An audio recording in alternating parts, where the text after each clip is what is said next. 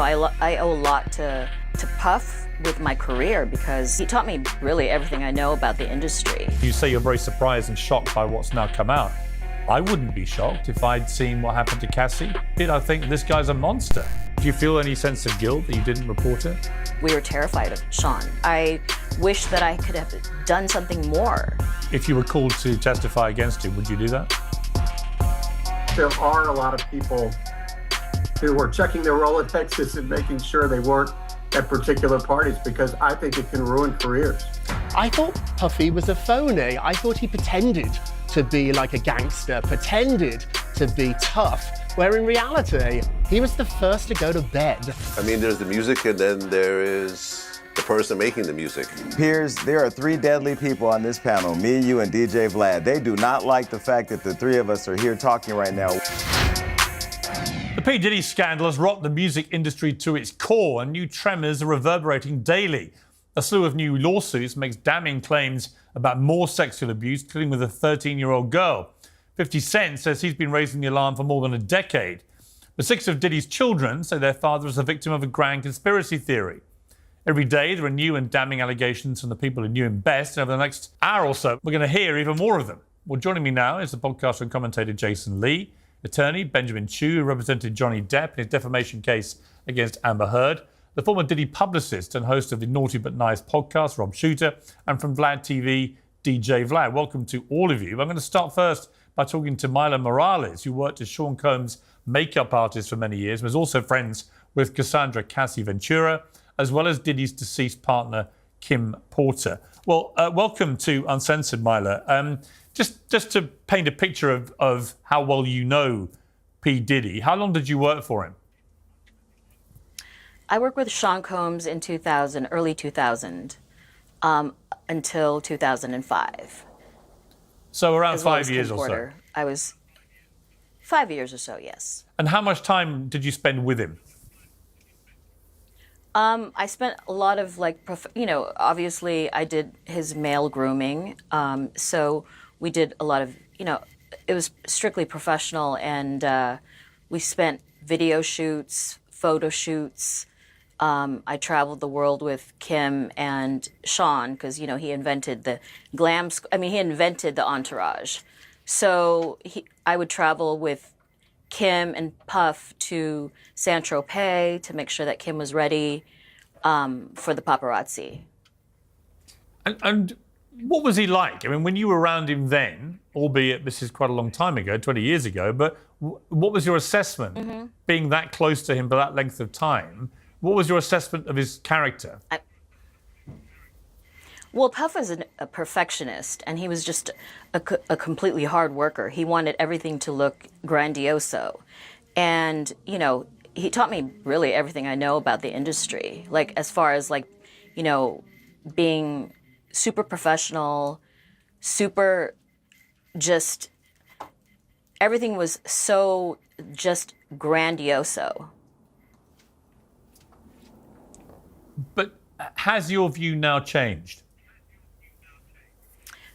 I mean, absolutely. I mean, this is 24 years later, and it's shocking to hear all these allegations. It's completely shocking. Shocking to hear them? Is it surprising, given everything that you may have gleaned about him in that period? It is surprising. Yes, it is. I mean, it's been, hearing all of this. I mean, I owe a lot to Puff with my career because, I've worked with the biggest photographers in the world, the biggest directors in the world, and, we've met. We would go to Paris Fashion Weeks. I mean, we were running around with the biggest names in the business. So, to hear all of this happening right now is it's shocking. You see, the reason I'm curious why you find it that shocking is that in 2010, you were very close to Cassie as well. And we've seen this horrific video, which emerged last year at CNN from several years prior, where he literally... I'm just going to ask you, I'm going to just let the viewers know where I'm going here. There was this appalling video that we're now seeing where he literally beats her up in public, in a hotel, on a floor of a hotel, but in a public area. And it was absolutely despicable. Now, you said about that it wasn't a one-off, that when Cassie was beaten up on a separate occasion in 2010, you took her in, you said. We didn't even want to go to hospital, so I had a doctor friend of mine come and take a look at her. She was badly bruised, had knots on her head and a black eye. We were scared. I still have PTSD talking about it. That's nearly 15 years ago. So my only question to you is, given what you witnessed then, given what you knew had happened, and given what we all then saw with the second incident on that horrific video, actually, why are you that surprised about these allegations that have come to light? I mean, for me, it's like it's just reliving the whole situation over again, and that to me is the shocking part of it. You know, I block that. That's PTSD. That's trauma that I experienced from back then, and reliving it is really, you know, difficult for me to experience, because I've known Cassie since she was 17 years old, and I was like her big sister, as well as her makeup artist. And just watching all of this it's absolutely shocking. Right, but I mean, the reality is it's disgusting. just based on what you witnessed that day in 2010, and based on what we've all seen in that other video, the guy, at the very least, was a person who beat up women. And yet the picture you painted of him, of your time with him, you know, in the early 2000s, was actually very positive. And you say you're very surprised and shocked by what's now come out. I wouldn't be shocked if I'd seen what happened to Cassie at firsthand, and the way you did. I think this guy's a monster, and I'm curious why that isn't what you're thinking, or have you blanked that out? Oh, I've absolutely blanked it out all these years, because it's something that I was very focused on my career. And so what happened then, you know, obviously we couldn't discuss with anyone. So I had to like blank it out of my brain. Do you wish with hindsight... I had to continue on and... Right, but do you wish with hindsight, and I'm not accusing you of doing anything wrong. I'm just saying, do you wish with hindsight to prevent him treating other people in such a horrendous manner? Do you wish you'd taken it to the police, to authorities? Of course, I mean, absolutely. But, you know, these are things that we couldn't do because we were terrified of Sean. Right, see, that's really interesting, because that wasn't how you described him at the start of this. So tell me about that. Clearly there's another side to this guy, to the one that you painted when we first started talking. And the other side to him is appalling, isn't it? I mean, he wielded this power, this influence, this terror over you. Tell me about that. I mean, like I said, like at the beginning of, you know, my career with Puff, you know, it was just like, you know, we were rising to the top. And like, when it got to the point with Cassie, it was like very difficult for me to like, just, I mean, deal with that. Like like even right now, it's just, it gives me like trauma. And so watching all these allegations unfold, I mean, being an industry professional, that's all I cared about. And like, I don't know what goes on like behind closed doors.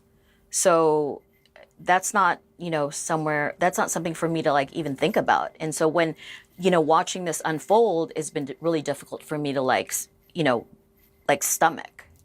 Right, but it wasn't, I mean, just respectfully, it wasn't behind closed doors, because in 2010, Cassie came to you after he beat her up.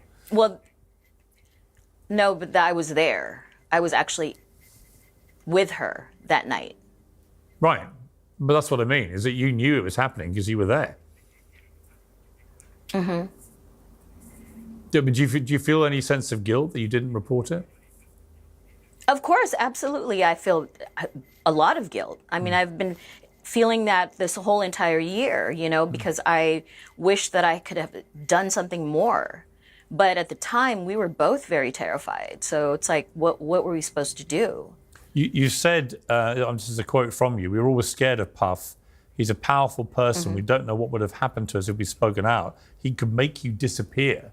I mean, that sounds like you're saying he would basically have you killed. I mean, who knows? Who knows? We were just scared. Did you Period. genuinely think he might have you killed? No, I don't. I was just saying that because that's something that, you know, it's a thought. It's just not. I don't know if it would happen. It was a thought. Well, obviously. that's a pretty extraordinary thought to have, Mylah, about someone, isn't it? That they have the potential capability to do that. Well, it was a thought. Did you fear he might kill Cassie? I don't know if. I mean, like I said, I don't know. That's not something that, you know, like, I have no idea. It's just, you know, to fear that, yes, but, you know, to actually, like, I can't answer that question. I really can't. It's not. He came out, you know, Diddy, after the second attack that we knew about. There have been reports of multiple others. He put a video apology out. Let's take a look at this. My behavior on that video is inexcusable. I take full responsibility for my actions in that video. I was disgusted then when I did it. I'm disgusted now. I went and I sought out professional help. I'm so sorry. But I'm committed to be a better man each and every day. What do you make of that video? I mean, it was. I didn't believe it. Right, because you knew he'd done it before. Exactly. I mean, if he's done it before, then, you know, making an apology letter or apology video, that just holds no value for me. There are a lot of rumors that he may have had some involvement in Kim's death. What do you feel about those rumors? I mean, I don't know. I can't answer that question. I mean, those are rumors, and that's not something that I can answer. Given everything that you've now read and heard about him, do you think it's possible? Possibly. I don't know. Like I said, I can't answer that question. The indictments against him center around these freak-off parties where it's alleged a lot of coercion, assault, abuse, drugs, and so on took place. Did you know about these parties? Did you ever attend them? Absolutely not. I mean, I was there just to do my job, and I don't know anything about those parties. Like, I'm actually in shock to hear about them at this point. Like, I was there to do my job during the working hours, and then I would go home and work the next day. I mean, I had nothing to do with that. Absolutely not. Was it not common knowledge that he had these late after parties, these freak-offs? Not for me. I had no idea. What do you think is going to happen to him, Mylah? I mean, I'm not really sure. I mean, I'm not sure. It's just, it makes me very sad to see, you know, the outcome of all of this. Like, just to see his legacy, like, where it is now and how we started. So it makes me very sad.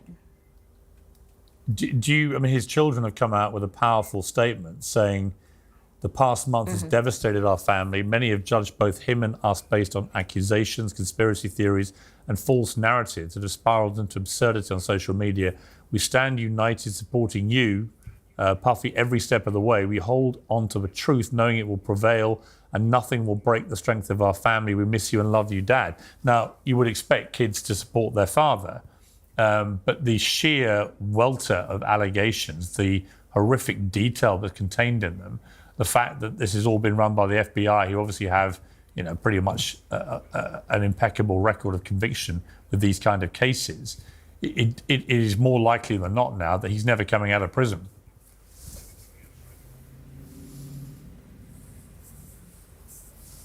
And what do I think about it? Yeah. I feel very sad for his children, especially his children, because, I mean, they didn't ask for this. And now they have no mother, and they're not going to have a father, and that really that's devastating for me. Like, the children are, I don't know what I don't know how to look at this. Mylah, just for me, what's your biggest regret with all this, given what's now been coming out? My biggest regret is not coming forward to the police about what happened in 2010. Have you now been approached to talk? Obviously, have they asked you about that now to do a formal interview? No. Are you expecting them to? I hope not. I mean, this has all been very traumatic for me, like all of this. But if you were called to testify against him, would you do that? I don't. No. You wouldn't? No, I don't think so. Mylah, listen, I know it's very difficult for you. And like I said, I'm not making any suggestion that you knew about any of this, other than obviously what you witnessed with poor Cassie. And I appreciate you joining me. Thank you very much. Thank you so much. Thank you. Well, let me turn to the panel now to talk about all this. Jason, I think there's probably a lot of people who were around Diddy during the last 25 years or so who might well share Mylah's horror and shock about what's happened. What did you make of what she said? One of the conversations that people are having is how many people were around and knew about the Diddy After Dark parties. There's some of us that went to the Diddy parties. Everybody in the culture, everybody that is a celebrity is wanted to go to these parties because they were the party that you had to go to. But this Diddy After Dark situation that none of us were privileged to go to, thank God, I want to know, who are all the people that were there and why are they not being indicted? Why is everything being kept so confidential? Why can't we see more information so we can have a bigger picture? That is the frustrating part, because a lot of us that know these people are still among them, and we would like them to be held accountable as well. I feel for his children, like she said. The kids that I do know, I've said many times, are good kids, and reading some of their statements about their books being pulled, their mother's legacy now being caught up in this whirlwind created by their father, and all these allegations has been disappointing to see, but I guess it's just par for the course in today's times. Ben Chu, you represented Johnny Depp. He obviously went through a whole very highly publicized court case and ended up being acquitted with Amber Heard of, there weren't the serious allegations, but they were certainly quite serious in their own right. When you look at the case against Diddy, it's obviously on a massively bigger scale, but do you think that the FBI basically have their man? Is there enough there, do you think, to get a lengthy conviction?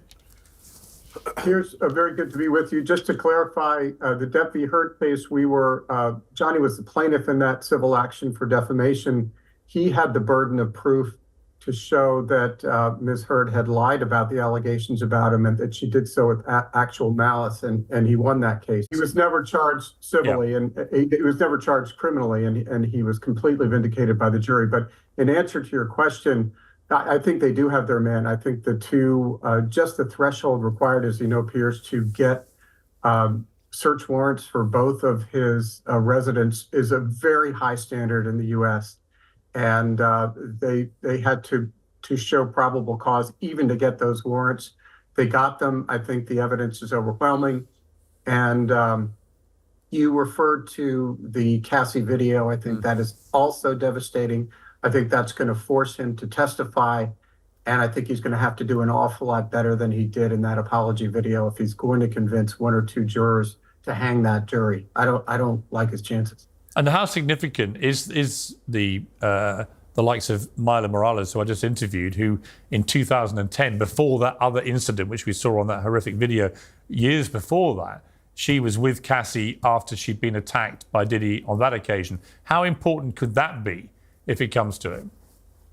Oh, I think it's very important, and I think your video is so damaging at any trial, whether it's criminal or civil, because it's hard to explain away. If there isn't video or if there isn't audio, then there's open to the doubt. But when you've got the audio tape or videotape, it's just, as you know, so devastating. But I think the corroborating witnesses will be helpful too, but they're just going to confirm what we've seen with our own eyes. One of the problems with big, high-profile celebrity trials of any nature is that you're always going to get some people trying it on who want to maybe make money, make fame, whatever it may be out of it. You've been involved in these kind of things. How do you sort of weed out, if you like, the wheat from the chaff when it comes to these kind of situations?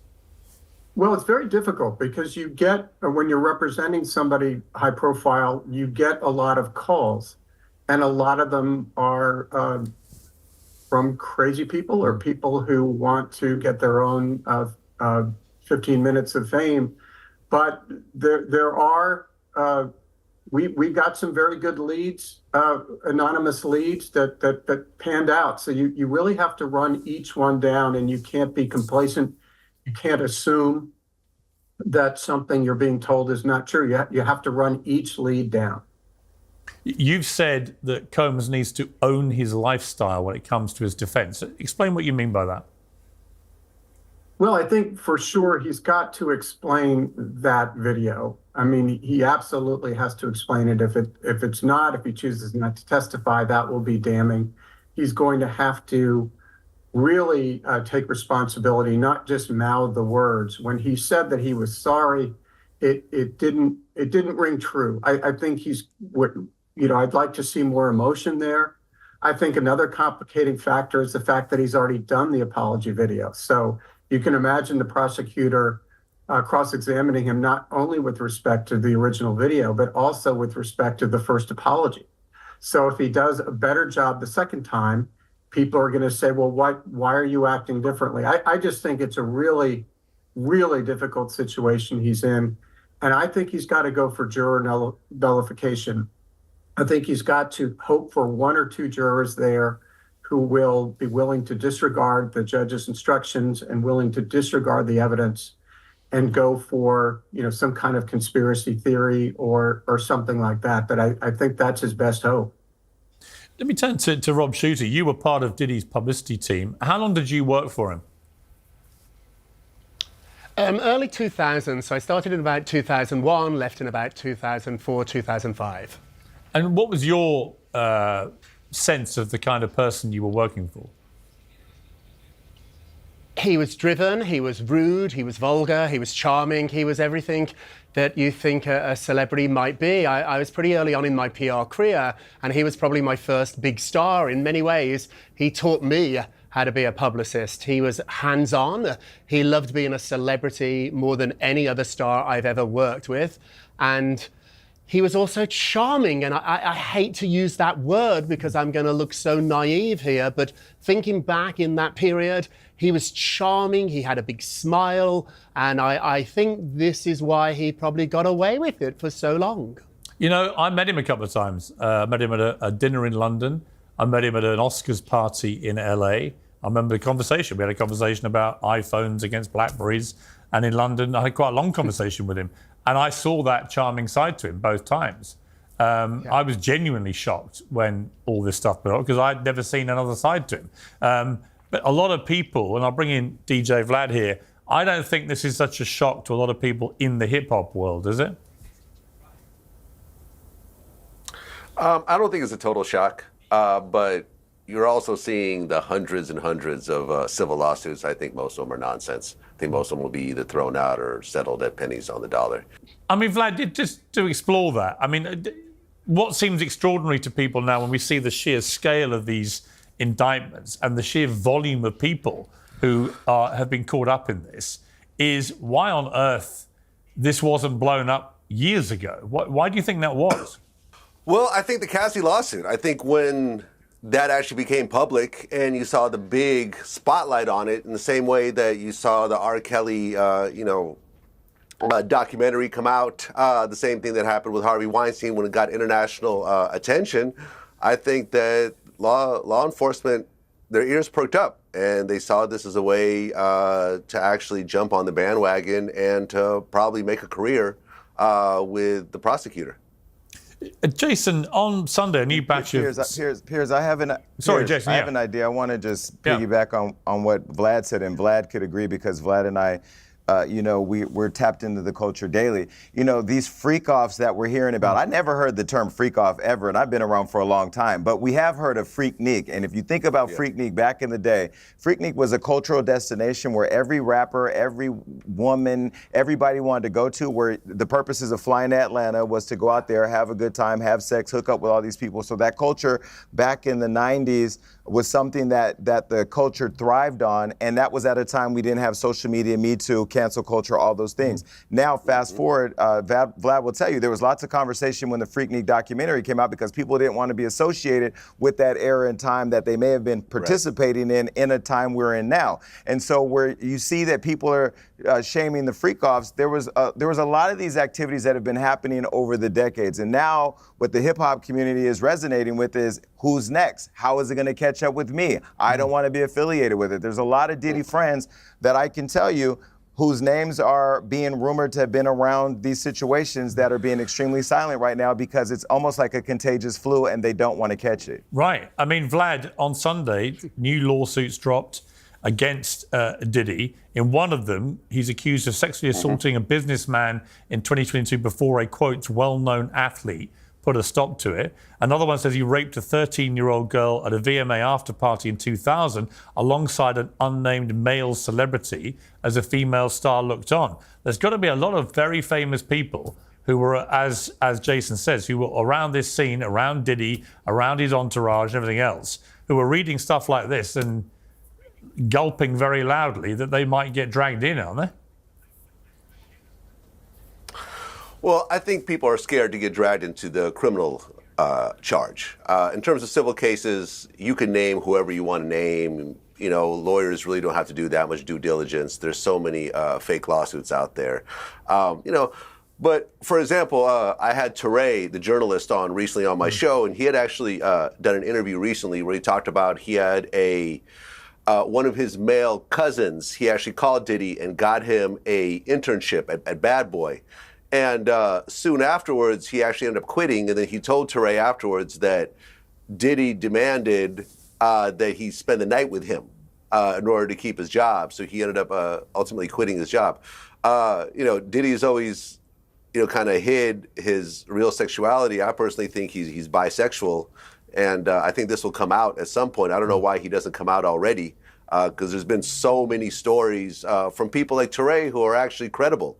And, from people that actually, like his cousin, who is not trying to sue, who's not trying to get publicity off of it, but these stories have been circulating. And there's absolutely nothing wrong with being bisexual, but he should come forward with it because there are so many allegations at this point. Yeah, I mean, Ben Chu, this issue of other unnamed stars at the moment who may or may not get pulled in, how likely is it that these names are all going to emerge? I think it is likely, and I would respectfully disagree with DJ on that one, because I think even if there's no criminal liability for these people who are onlookers, they can really lose a lot in the court of public opinion. And if you're a prominent individual and you witnessed criminal or other just depraved behavior and you look the other way, that can be devastating to your career. So I think there are a lot of people who are checking their Rolodexes and making sure they weren't at particular parties, because I think it can ruin careers. And Rob Shooter, one of these, I just named one of these incidences in one of the new batch of lawsuits was from 2000. That's around the time you began to work for Diddy. Did you, in the time you worked for him, have to deal with allegations that came directly to you for a response of any kind in that period?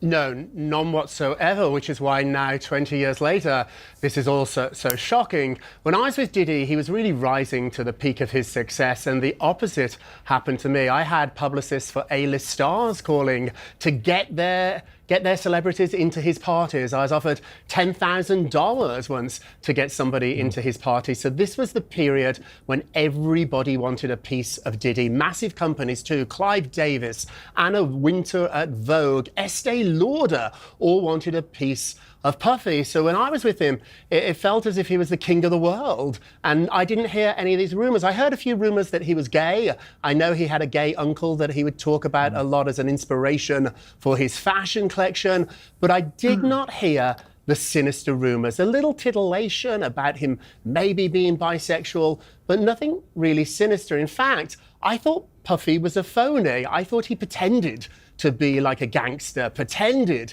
to be tough, where in reality, he was the first to go to bed. After these parties he would throw, he'd be the first call I'd get in the morning, maybe 6 a.m., figuring out what can we leak to Page Six? What can we leak to the entertainment shows? And so all I saw was this working machine 24/7. And he was obsessed with Prince Harry and William, wasn't he? Yeah. Yeah, absolutely. He used to ask me all the time. I'm British. I live here in America, but he would ask me all the time. I think because I'm British, he thought that I knew them, and I did not. However, I read the newspapers like everybody else, and each day he would text me or call me, wanting to know what was going on with the princes. He asked me on more than maybe 10 occasions if I could get an invite to the palace. I tried to get them to 1, 2, 3 of his parties. They never did turn up. And then what was really bizarre too is when I'd go to his apartment, he had an entire townhouse basically on Park Avenue. When you turned up at his house, you'd go upstairs in the elevator, although you would go through security, which I thought was a little weird, like at an airport. He had metal detectors when you walked into his home. You'd go up to where he lives, and he would have photographs of him and lots of celebrities. He loved celebrities, but he also had a framed picture of Harry and William, which I thought was quite strange. Very, sounds like a lucky escape that they didn't go to those parties. Vlad, this issue of 50 Cent and his, as he said, he spoke to People magazine, defending his criticism of Diddy, saying, look, it seems like I'm doing some really outrageous things, but I haven't. It's really me just saying what I've been saying for 10 years, which is kind of true. For 10 years, he's been calling out Diddy and others. Has he been vindicated, 50 Cent, do you think? I mean, I don't think 50 ever really liked Diddy. Tony Yayo is a regular on my show, and that's Diddy's right-hand man. And he's always said that whenever they would have meetings with Diddy, he'd be like, listen, I don't like him, but I'll hear what he has to say. And I remember on Drink Champs, he had this one instance where he talked about where he was, I guess, talking to Diddy, and Diddy offered to take him shopping. And he was like, what, like I'm a girl? Like I'm a hot girl that you take shopping? Like, that's ridiculous. So, I think that Diddy always, rubbed 50 Cent the wrong way, and 50 always had a disdain of him. And now that this is happening, Diddy's just joining 50 is actually joining to the circus. And he's coming out with his own documentary. It's going to be on Netflix. I'm sure that's going to be epic.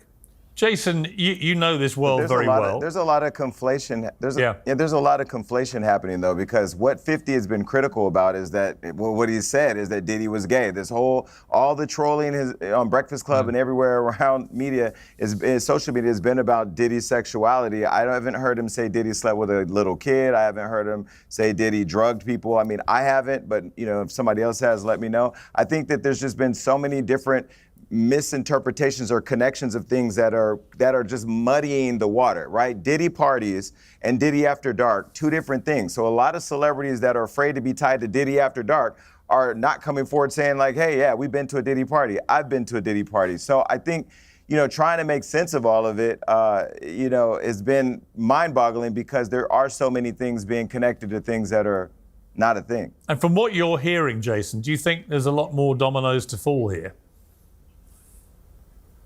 Absolutely. I mean, I'll put a name out there that was really close to Puffy, which has been ironically very silent, and I mean silent, is Naomi Campbell. Naomi Campbell is somebody that is connected to people all over the world, rich, powerful people, and her name, has been coming up a lot recently, and she's been very silent on Diddy, the relationship, wishing any well wishes to the kids. I mean, she's been around through all of these things. And, there's, I think, a lot more to come, and people are very afraid of their name being brought into it because we all don't know what are on those tapes. We don't know what's on the cell phones. We don't know but we all know that the law knows, and soon we should probably find out. Yeah, I mean, look, I know Naomi Campbell.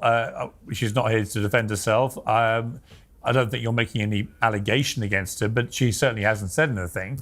And there are a lot of people around Diddy that haven't.